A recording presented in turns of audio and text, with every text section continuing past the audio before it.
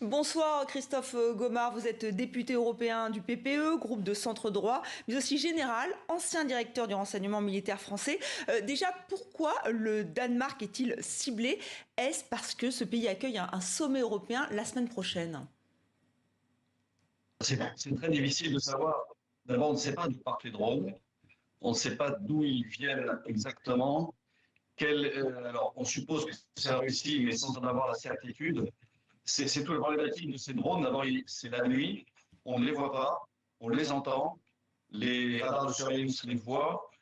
Mais c'est tout ce que l'on sait en réalité. Et là où on peut s'inquiéter, c'est qu'on n'est pas prêt. Enfin, les pays occidentaux de l'Europe ne sont pas prêts à une bataille contre les drones et à se défendre face aux drones.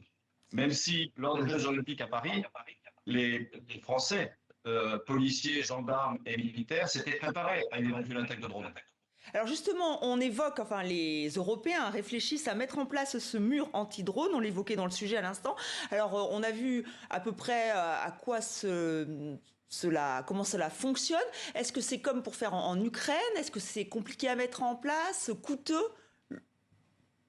Alors, ce qui m'étonne un peu quand même au niveau européen, et j'en parle d'autant plus que je suis au Parlement européen à la Commission de sécurité et défense, c'est qu'on n'a pas pris en compte cette menace.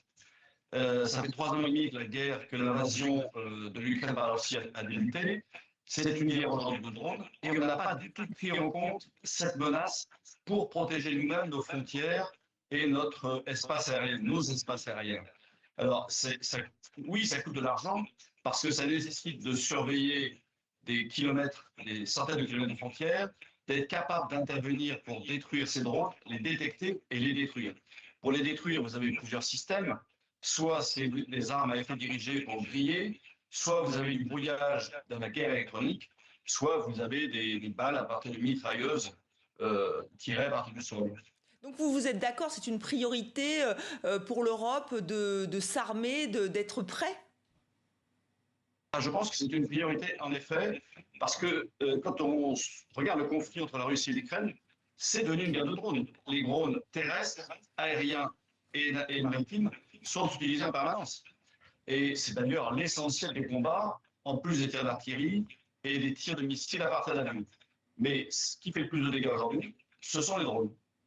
Et alors justement, avec ce sommet européen, est-ce que ça peut être décidé, voté? Est-ce que ça peut aller vite? Parce que parfois, l'Union européenne prend son temps, enfin prend le temps qu'il faut pour ce genre de décision. Alors, je l'espère, si vous voulez, quand je vois que Ursula von der Leyen a annoncé son plan Réarme Europe à 800 milliards d'euros, aucun euro n'a pour l'instant été dépensé. Vous avez un premier outil financier qui s'appelle EDIP pour European Defence Industry Programme d'1,5 milliard. On en est toujours en négociation pour savoir quel pourcentage de composants européens doivent comprendre ces matériels achetés par l'argent européen. Et ensuite, vous avez un autre système qui s'appelle Security Action for Europe, SAFE, 150 millions d'euros. Là, ce sont des prêts à des taux intéressants. Cet argent n'a toujours pas été prêté, entre guillemets. Donc ça pourrait prendre du temps si je vous suis. Le comité militaire de l'OTAN Je le crains. est en ce moment réuni à Riga en Lettonie. Il y a notamment le président de l'Estonie qui participe.